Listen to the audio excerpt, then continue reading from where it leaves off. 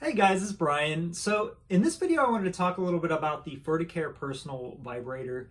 If you know about this, you know what it is. If you don't, it is a vibrator specifically used to help men with a spinal cord injury ejaculate.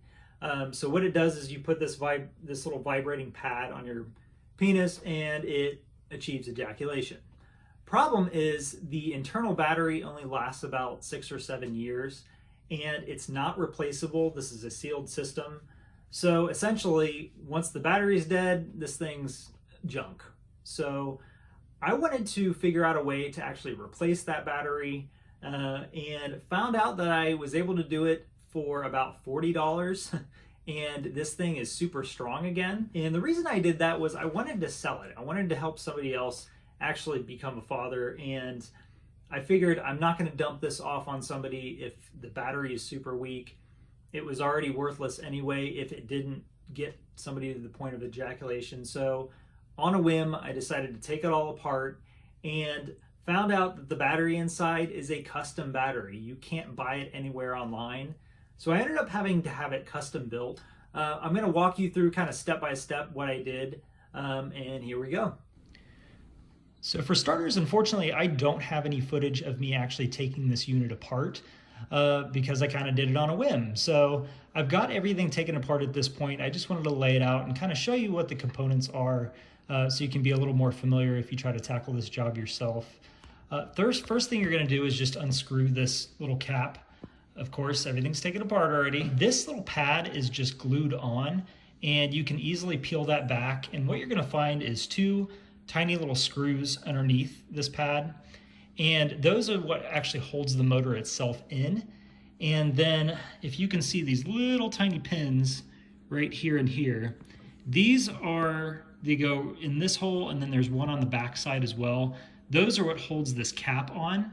So what I had done was I kind of unscrewed these screws and just kind of shimmied this thing back and forth, and I did it to the point that those pins just popped out on their own. There is not enough wire to be able to remove the motor itself from the unit.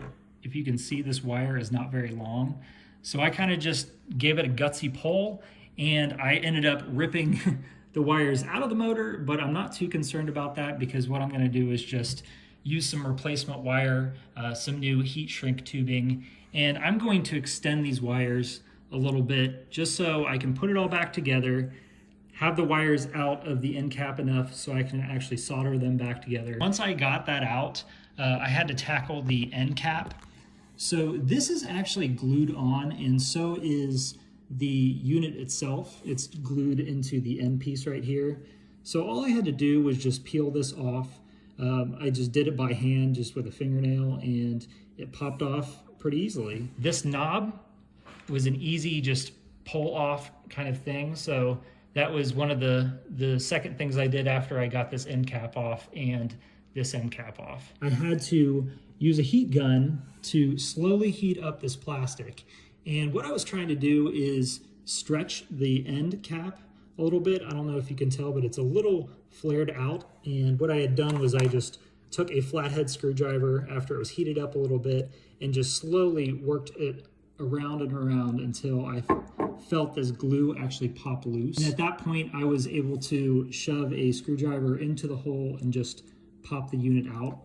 I will say before I did that, I had to kind of reach into this little hole with a tiny little screwdriver and pop the cord of the battery off, which is right here.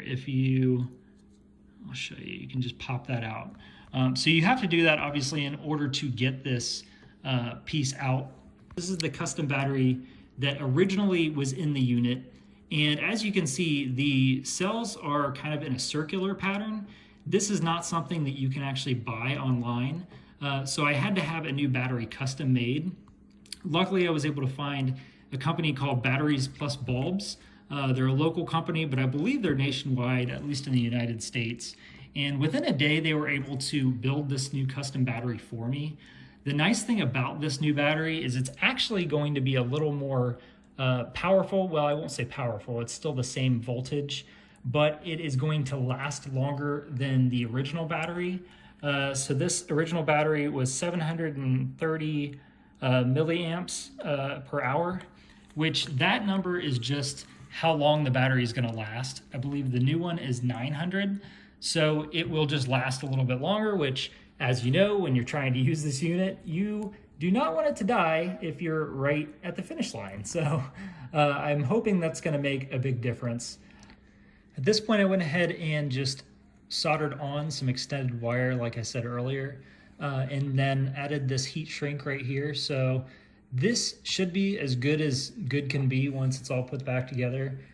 At this point, I've got the battery and the circuit board reinstalled. So this is the extra wire that I showed you that I soldered on. And just so you can see, what I mentioned earlier is that little battery clip right in there that you're gonna have to pop out with a small screwdriver. It's pretty easy to get to through this hole. And just to show you, down inside the tube is the battery itself. Sorry, it's not focusing very well. But pretty much what I did was I slid the battery in. The base of it's just a little past this overload hole right here. So just kind of something to keep in mind. And I'm gonna go ahead and solder the rest. Before soldering these wires together, I decided to take the soldering iron and try to get the solder out of the motor terminals themselves. And luckily what that did was that exposed the little holes that you can stick the wires through. If you don't do that, there's really not a good surface area to solder to. So just a tip. Well, I finished up with the solder and slid the motor back in and went ahead and put the screws back in and the end cap back on. So good news, it runs. So that is good. We're almost to the finish line at this point. One thing I did want to show you is I'm getting ready to put these pins back in the unit on both sides. So they're just a press fit, so get them in there and then just slowly tap them in with either a small hammer or a screwdriver, whatever you got to get them back in. One of the last things I was going to do was heat up this plastic again and try to kind of decrease the little flare effect that I created when I was getting the end cap out. But as I was heating it up, I noticed that the circuit board was kind of starting to move around since the tube itself was expanding.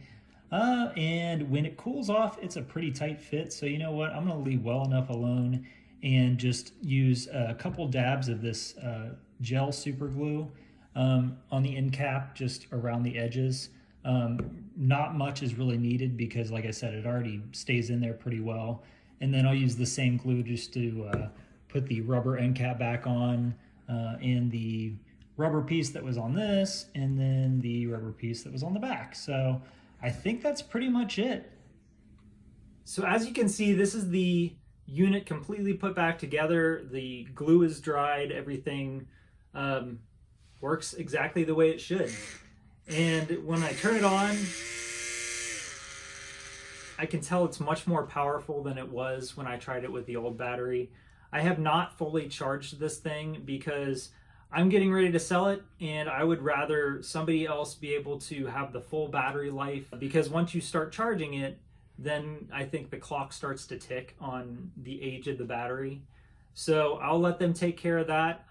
If you have any questions, feel free to let me know. I know this was kind of an extensive process. It is a little nerve-wracking, but I think the outcome of being able to spend about $40 to fix it as opposed to spending $850 or $1,000 to try to replace this thing, it's worth a shot. So like I said, let me know if you have any questions, and I'll talk to you soon. Thanks a lot.